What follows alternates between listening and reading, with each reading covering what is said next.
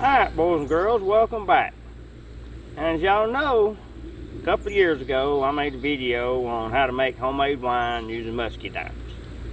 So today I thought I would kind of interact with some of y'all's comments and whatnot, and we're going to switch it up a little bit and we're going to make some Scuppernong wine. So I'm fixing to go through the process of how to make it, give you the recipe, and we're going to get started. Alright, well, the first thing, the recipe calls for 2 gallons of Scuppernongs or muscadines or grapes, anything like that. Then you're going to mash them up in a jug. Then you're going to add 1 gallon of water per however many gallons of berries you got. So if you've got 2 gallons of berries, you're going to need to add 2 gallons of water. So once you get all the berries mashed up and get your 2 gallons of water in, and then that should equal out to 4 gallons. So what you're going to do then is you're going to take here and you're going to add 1 pound of sugar to every gallon of juice you got. So you got 2 gallons of berries, 2 gallons of water, that makes 4. So we're going to add 4 pounds of sugar. And we're going to mix it up really good. So after that, we're going to add 1 pack of yeast. That 1 pack of yeast, it can be, what I've been using is Red Star wine yeast. You can buy it off Amazon, or you can go to Walmart and you can buy this Rapid Rise instant yeast. It'll work just the same. So you can either order off Amazon or go to Walmart and buy just some of the regular yeast in the packs on your sugar aisle, flour aisle, and all that stuff. So once you get your yeast mixed in, then we're going to put this pillowcase on top of the bucket.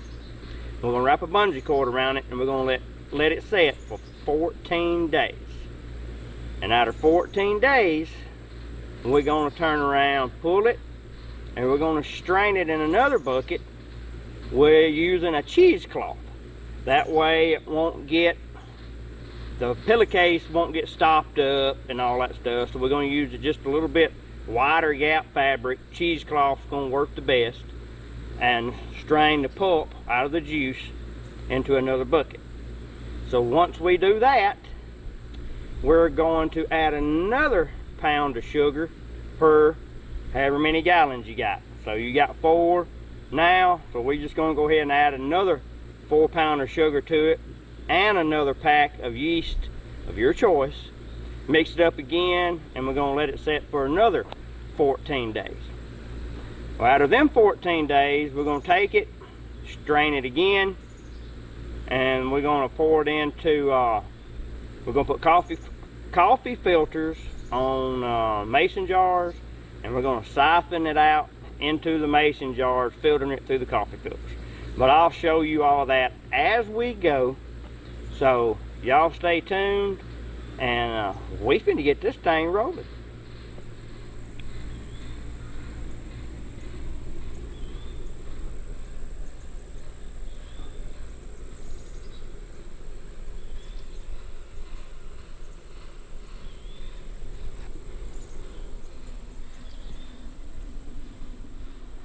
Alright, let's get in here and bust these dead-gum Scuppernongs up. Get them all good and mashed up real good.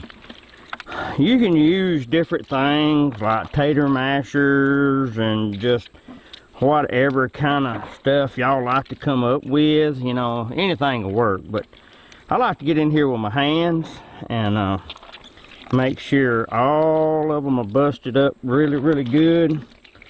And that way I can make sure that every one of them things is, I'm talking about, pulverized. Alright, boys and girls, now that we've got all them Scuppernongs mashed up, and I'm talking about pulverized, I'm about nothing to mush, we're going to start adding our other ingredients. So first, we're going to add, remember, gallon of water, to every gallon of berries. Here goes gallon 1.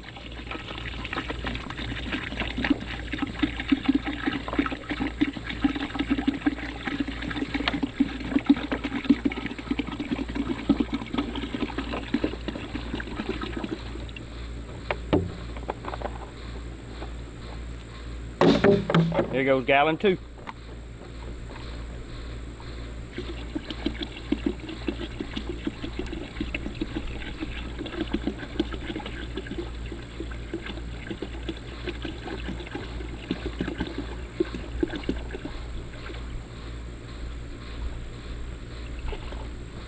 And by the way, this is spring water. The distilled and drinking water, tap water from the sink, all that stuff, it don't really work for wine. You need this spring water right here to make, to me, to make it taste the best and work the best. So, gallon 2 gone. So now we've got about 4 gallons in the bucket. So we're gonna take our, I like using pure cane sugar. To me, it tastes better. So we fixing to add this 4 pounds of cane sugar to it.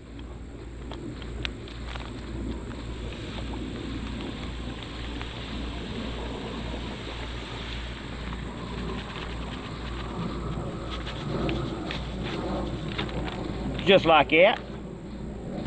Now, we got our pack of yeast. Now that yeast you get off of Amazon, that wine yeast, it calls you to put it in warm water for about 20 minutes to get it activated. So that's what we've done. We put it in a cup, warm water, been about 20 minutes. I put it on whenever I started mashing the Scuppernongs, so it should be about time. And with the yeast,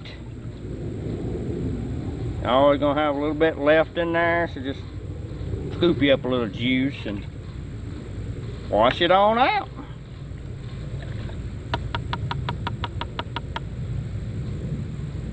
Now we're gonna stir it.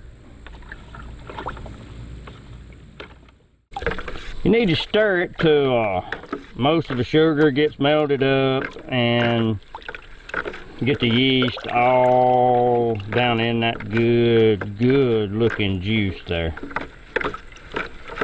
Every now and then pull it up and check it, and you can see little yeast floating. But I don't feel no more sugar. So I believe that's gonna be it. And that's what it should look like whenever y'all get all the ingredients mashed, sugar, water, yeast, all that stuff. That should be what it looks like. All right, now that we got it all stirred up, mixed up, and it's looking marvelous, what we're gonna do, we're gonna take one of these old cheap pillowcases here at Walmart, anywhere, some y'all got laying around, just whatever, it don't matter, just mainly to let it breathe and not let bugs get in it.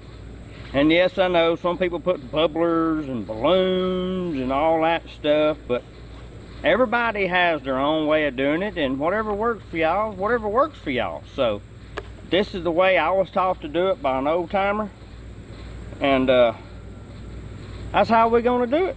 So we're gonna take the pillowcase, put it over the top of it, and we've got some little old bitty bungee cords right here.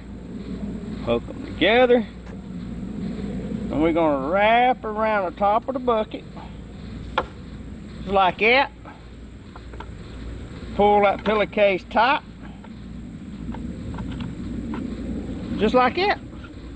Now, can't nothing get in it, and it breathes and all that stuff. So I'm going to carry it in the house. I'm gonna put it in the laundry room, and we're gonna let it set for 14 days.